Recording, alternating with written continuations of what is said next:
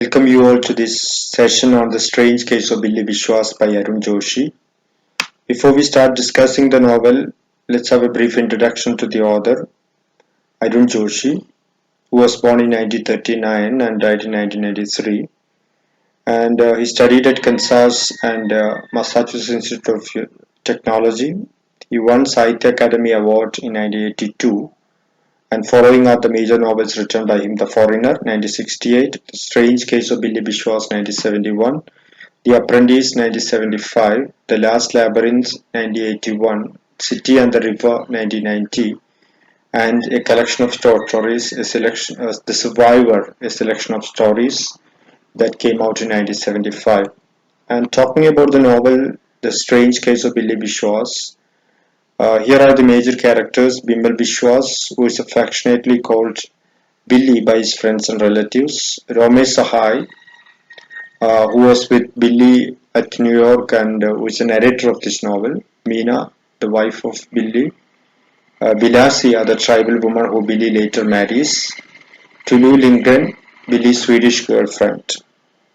And the novel is centered around the life of Billy Biswas, who was born in a very rich and respectable family. His father was a judge in the Supreme Court, and his grandfather had been the prime minister in one of the princely states before independence. Uh, Bimal Vishwas was sent to New York to do higher studies in engineering, but he was more interested in anthropology. So, without the knowledge of his father, uh, keeping his father in dark about it, he studied anthropology and he acquired PhD. So when he studied anthropology, he felt interested in the customs, rituals, and the strange life of the tribals, especially Indian tribal groups, and he was drawn to it. Having completed his PhD, he came back to India and he joined Delhi University as a professor of anthropology. Meanwhile, he had a head injury and he was admitted in a hospital where he began to think about his personal life, life, the meaning of his existence, etc. He married Meena. She was a girl from the same family background, rich upper middle class, and meanwhile, he also happened to hear he was really fed up with his life because he began to think about the futility of this modern life, filled with hypocrisy, the excessive concern for money making, the kind of material comfort, superfluous values, etc. That is something that disappointed him completely. And also, he happened to hear about the business deal of the firm that is owned and himself was associated with, which was full of corruption. So that pushed him into a world of disillusionment. So he was really fed up with these kind of things. He became a stranger to his own wife and children. And one day, when he was working in the university, he took his children, his students, and other faculty members. They went on a field trip to one of the remote tribal village in Madhya Pradesh, where on the second day of this trip, he disappeared. He rather found a tribal woman, Bilasia, and he was drawn to her, and he started living with her. And he disappeared from the party. And there were many rumors about his disappearance. Some people thought that he had run away with some American woman. Some others said that he joined some spy service. While the CID inquiry carried out into his case declared that he was eaten by a man eater. He was killed by a man eater.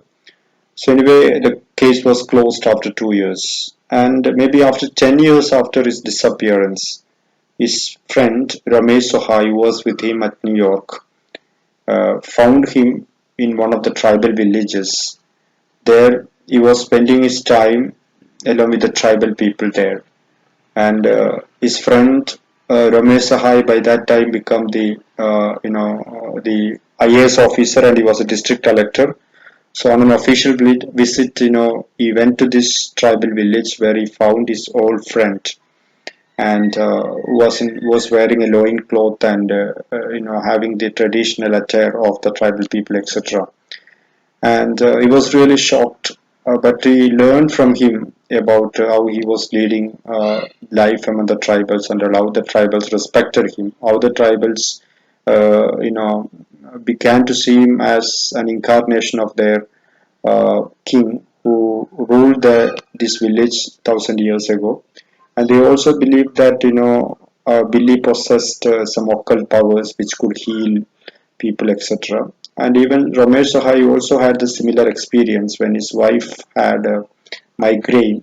Uh, Billy could cure it with the help of some herbal medicine and all. Anyway, the news has reached the ears of his father also that he is alive, that he is spending his time there in a remote village there in Madhya Pradesh. So the father, using all his forces, administrative influence and all, began the manhunting, sent the police forces and all to hunt him out and bring him back to uh, Delhi. And so it happened that all the forces were sent and he was killed uh, in the manhunting process, and he died. So that's the end of this novel.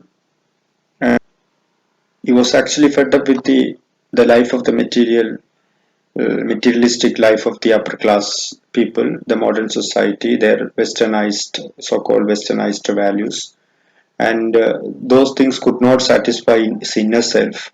So he actually found his soul. He actually could return to his elemental being by returning to the life of the tribals and all. That only could satisfy him. And the only person with whom he could share these kind of similar ideas and feelings uh, were none except Lua Lindgren, a Swedish girlfriend of Billy, and all others were actually totally strangers to him because they could not actually fathom the kind of feeling that he had about the kind of alienation that he experienced, the type of disgust, the abominable experience that he actually had in the inner recesses of his heart because of these, what you can say, the materialistic, money-minded, money-centric life of the modern people. So that is what we have to understand about this. And when we talk about the image this novel, we can see that, yeah, as I told you, his life, just like a Swedish girlfriend's life, it was an ideal life without ambition and few needs. And there was a total disregard of money, whereas his wife Meena was the opposite. And also, the novel focuses the spiritual decay of the westernized Indian society, and it presents the spiritual rejuvenation of Billy Biswas. And the novel also, you find a conflict between an individual and society. That turns out to be a conflict of two antithetical cultures and attitudes to life. The materialistic upper class attitude of the modern society, and of course the life of the tribal people. And so Billy's own inner struggle, his determination to make his choice to stand up against society, finally results in his tragic death. Because he could have returned to Delhi when his father insisted, but instead he chose to stay back with the tribal people, and the result was his death. And this novel can also be a critique of the upper class Indian society, and it exalts the primitivism born out of an anguished awareness of the dehumanizing effect of urban society. So, having lived in New York and also having been with the upper class people, and also because of the privileges that he enjoyed, he could really fathom the kind of futility, absurd, preposterous nature of existence that he felt with the life of the materialistic, money-centered life of the upper class people. And that was dehumanizing, he thought. So he wanted to run away from it, and that is how he embraced the life of the tribal people. So, and Billy's own inner struggle is determination to make his choice. All these things we can find in this one. And this is one of the most important aspects. The novel actually discusses primitive versus civilized life. It problematizes, we can say, the idea of primitive life and civilized life. So what we find is, Billy actually chooses the first one, primitive life, in the place of the civilized life. He runs away from civilized life into the other one. Because for Billy, this modern world is, the modern civilization is degenerate, it is very shallow, it's very self centered. So, as I told you, only his girlfriend, Tula Lindgren, could actually understand the profound aspect of this, the life that Billy chose. And Veena, as I told you, she was the other way, and she was money centric, and she had lack of empathy, so she could never understand Billy and his needs. So that led to the marital fiasco.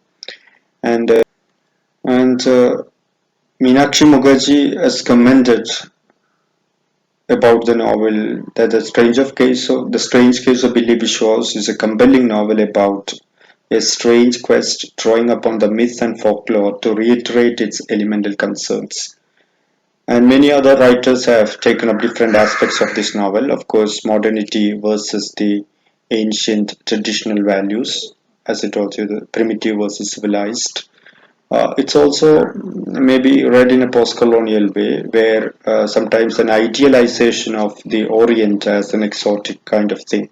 So that can be seen here also. Sometimes some critics have pointed out that the novel highlights the life of the exotic life of the tribals, pitting it against the Western civilized society. So that's also can be discussed in this novel.